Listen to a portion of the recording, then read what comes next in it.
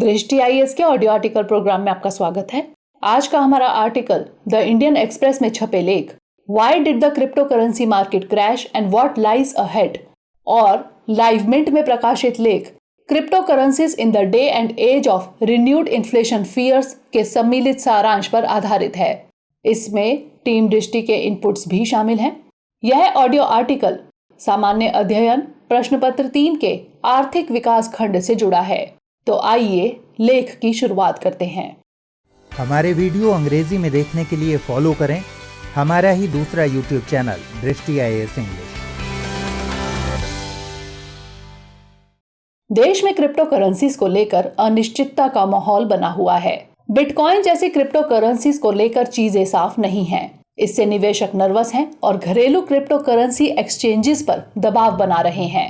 जहां कुछ निवेशक क्रिप्टो करेंसी एक्सचेंजेस से ज्यादा स्टेक मांग रहे हैं, तो वहीं कुछ निवेशक इस बात से खफा हैं कि वे अपना पैसा नहीं निकाल पा रहे हैं। इसकी वजह यह है कि बैंकों और पेटीएम ने अपने प्लेटफॉर्म्स पर क्रिप्टो करेंसी ट्रांजैक्शन की इजाजत देने से मना कर दिया है।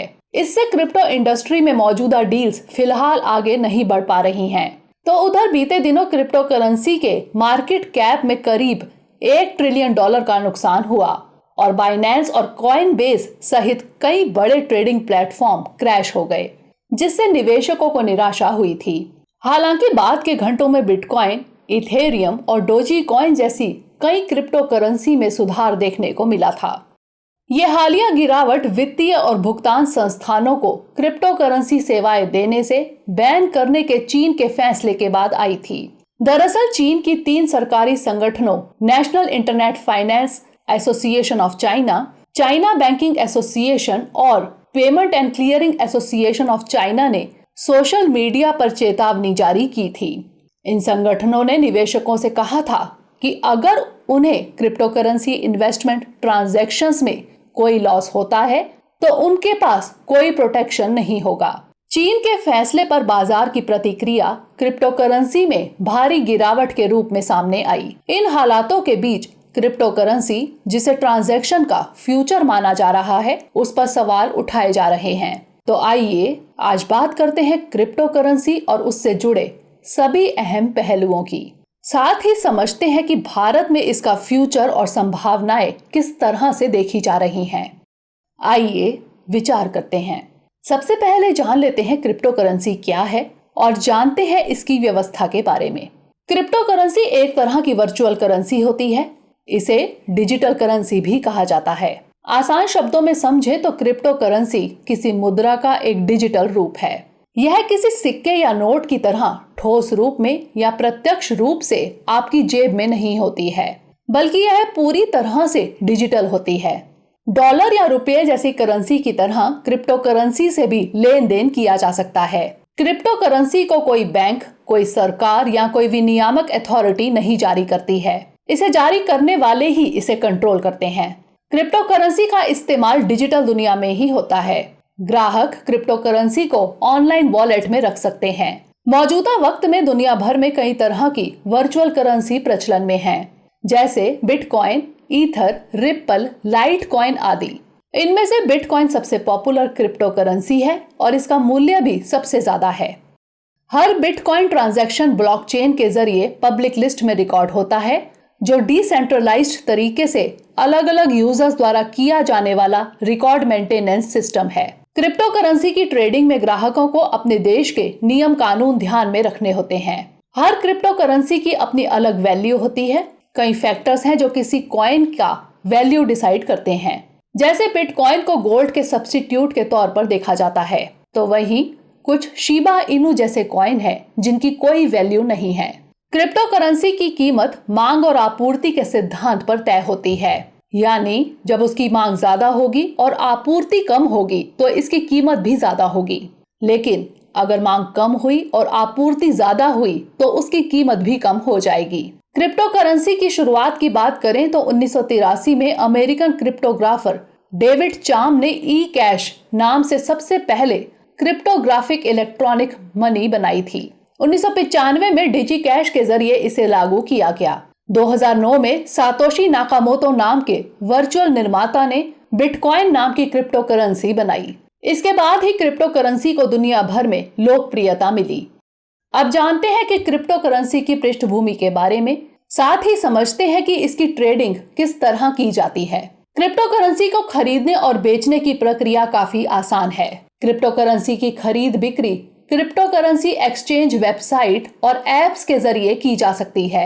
इसके लिए पहले इन्वेस्टर को केवल इन प्लेटफॉर्म्स पर साइन अप करना होता है, फिर अपना KYC प्रोसेस पूरा कर वॉलेट में मनी ट्रांसफर करना पड़ता है, या फिर बैंक खाते या डेबिट या क्रेडिट कार्ड के जरिए भुगतान कर इन्वेस्टर क्रिप्टो करेंसी की खरीद बिक्री कर सकता है। क्रिप्टो करेंसी की खरीद बिक्री के लिए दूसरा ऑप्शन P2P यानी पर्सन टू पर्सन ट्रांजैक्शंस हैं। इसमें आप इंटरेस्टेड बायर या सेलर ढूंढकर एक्सचेंज कर सकते हैं। क्रिप्टो करेंसी को खरीदने के लिए कोई लिमिट तय नहीं है। देश में बिटकॉइन और डोजी कॉइन जैसी क्रिप्टो करेंसी को खरीदना और बेचना काफी आसान है। मार्केट में ढेरों क्रिप्टो एक्सचेंज प्लेटफॉर्म्स मौजूद हैं। देश में मौजूद पॉपुलर प्लेटफॉर्म्स में वजीर एक्स, कॉइन स्विच कुबर, जेब पे और कॉइन DCX Go के नाम शामिल हैं।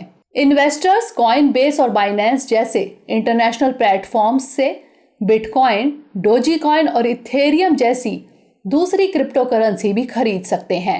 अलग अलग एक्सचेंज कमीशन के रूप में कुछ चार्ज लेते हैं। शेयर मार्केट के उलट ये सभी प्लेटफॉर्म 24 घंटे काम करते हैं। इसका मतलब ये है कि ग्राहक हफ्ते में किसी भी दिन और दिन के किसी भी वक्त पैसे का इन्वेस्टमेंट और निकासी कर सकते हैं।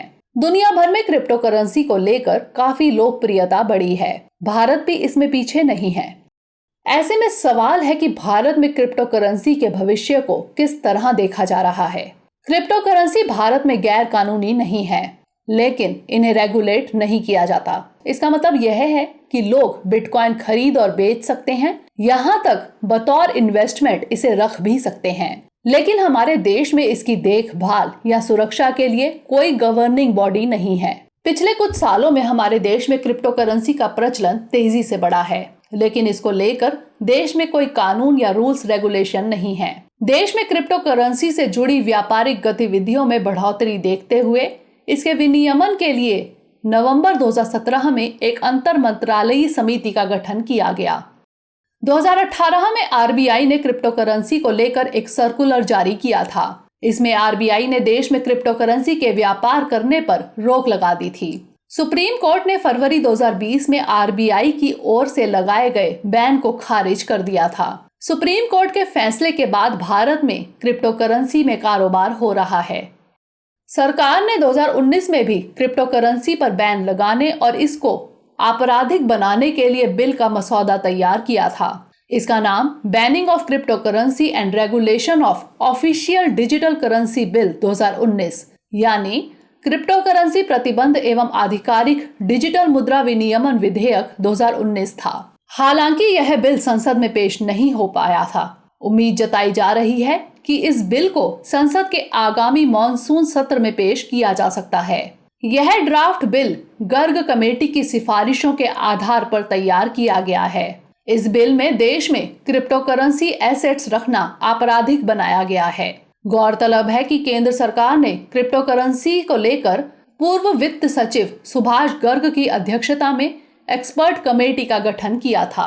इस कमेटी ने 2019 में अपनी सिफारिशों में क्रिप्टो करेंसी पर पूर्ण प्रतिबंध लगाने की बात कही थी। सरकार का मानना है कि सुभाष गर्ग की अध्यक्षता वाली कमेटी की सिफारिशें पुरानी हो गई हैं। अब क्रिप्टो करेंसी पर बैन की बजाय नए सिरे से नियम बनाने की जरूरत है। क्रिप्टो करेंसी का रेगुलेशन इसलिए भी जरूरी है क्योंकि इससे जुड़ी कई समस्याएं भी मौजूद हैं।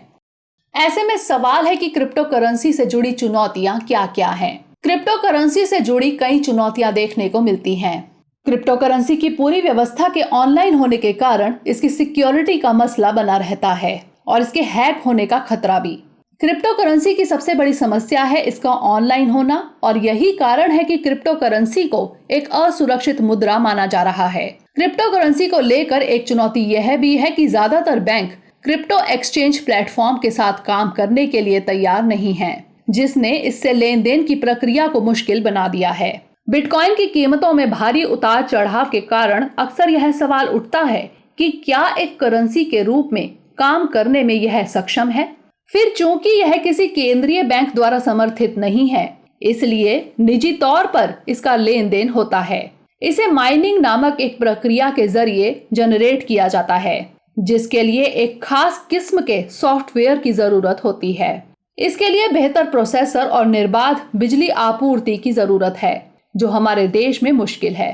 क्रिप्टो करेंसी को बेहद अस्थिर माना जाता है और इसलिए इसकी ट्रेडिंग को बहुत जोखिम भरा कहा जाता है। मसलन इस साल जनवरी में बिटकॉइन का मूल्य बढ़कर $42,000 हो गया और फिर $30,000 तक गिर गया। फिर एक हफ्ते के दौरान फिर से बढ़कर $40,000 हो गया था। ऐसे में निवेशक के लिए जोखिम भी काफी बढ़ जाता है। वह एक बार में काफी मुनाफा कमा भी सकता है और अचानक से पैसे गवा भी सकता है। इसी तरह यूजर्स के लिए क्रिप्टो करेंसी की ट्रेडिंग भी यूजर फ्रेंडली नहीं है। दरअसल क्रिप्टो करेंसी की ट्रेडिंग के लिए ऐप या वेबसाइट का इस्तेमाल होता है, जिसके जरिए ग्राहक लेन देन करते हैं। अगर सर्वर से आपकी फाइल हट गई या पासवर्ड गलत हो गया तो संभव है कि आपके पैसे हमेशा के लिए खो जाएं। हाल ही में मीडिया में ऐसी कई खबरें आई थी कि कुछ लोगों ने लाखों के बिटकॉइन इसलिए खो दिए क्योंकि उनके पास पासवर्ड नहीं है या वह भूल गए हैं।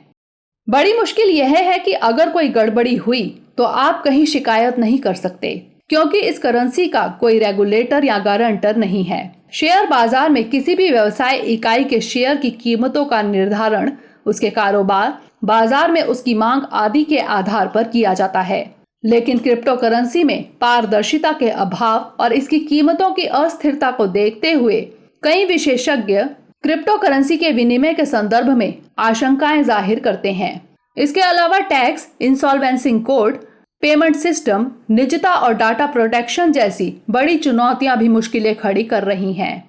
एक पहलू यह भी है कि क्रिप्टो करेंसी में लेन देन के व्यवस्थित संचालन के लिए लाखों की तादाद में बड़े बड़े कंप्यूटरों का इस्तेमाल किया जाता है, जो ऊर्जा अपव्यय का एक बड़ा कारण है। जुलाई 2019 में जर्मनी की टेक्निकल यूनिवर्सिटी ऑफ म्यूनिख के शोधकर्ताओं ने बिटकॉइन प्रणाली के कार्बन फुटप्रिंट के बारे में चिंताजनक आंकड़े जारी किए थे। बताया जाता है कि हर एक बिटकॉइन के लेन देन में लगभग 237 किलोवाट बिजली की खपत होती है और इससे प्रति घंटा तकरीबन 92 किलो कार्बन का उत्सर्जन होता है। ऐसे में सवाल है, आखिर क्या हो आगे की राह? हमारे देश में क्रिप्टो करेंसी में इन्वेस्टमेंट करने की लोकप्रियता इस कदर बढ़ती जा रही है कि अलग अलग क्रिप्टो एक्सचेंज के डाटा के मुताबिक तकरीबन 1.5 करोड़ भारतीयों ने क्रिप्टो करेंसी मार्केट में लगभग 15,000 करोड़ रुपए का इन्वेस्टमेंट किया है। यह इन्वेस्टमेंट वजीर एक्स, कॉइन स्विच जैसी एप्लीकेशन के जरिए किया गया है। भविष्य में क्रिप्टो करेंसी का प्रचलन और ज्यादा बढ़ने की संभावना जताई जा रही है। ऐसे में क्रिप्टो करेंसी को अपनाने को लेकर स्पष्ट दिशा निर्देश जारी किया जाना जरूरी हो गया है। सरकार को जल्द से जल्द इस संबंध में विस्तृत दिशा निर्देश जारी करना चाहिए। भविष्य की जरूरतों को देखते हुए क्रिप्टो करेंसी के विनियमन के लिए एक मजबूत एवं पारदर्शी तंत्र का विकास करने पर जोर देना होगा। क्रिप्टो करेंसी का रेगुलेशन इस तरह किया जाए जिससे कि उपभोक्ता को मजबूत संरक्षण मिल सके। भविष्य की जरूरतों और इस क्षेत्र में उपलब्ध अवसरों को ध्यान में रखते हुए यह जरूरी है कि क्रिप्टो करेंसी के संदर्भ में सरकार, डिजिटल मुद्रा के विशेषज्ञों और सभी हितधारकों के बीच समन्वय को बढ़ाया जाए, जिससे इस क्षेत्र के बारे में जन जागरूकता बढ़ सके। हाल ही में क्रिप्टो करेंसी का आपराधिक गतिविधियों और मनी लॉन्ड्रिंग में उपयोग बढ़ा है। इससे कानून प्रवर्तन एजेंसियों और अन्य सार्वजनिक इकाइयों के लिए इस अपराध क्षेत्र में अपने ज्ञान और विशेषज्ञता के स्तर को बढ़ाना जरूरी हो गया है।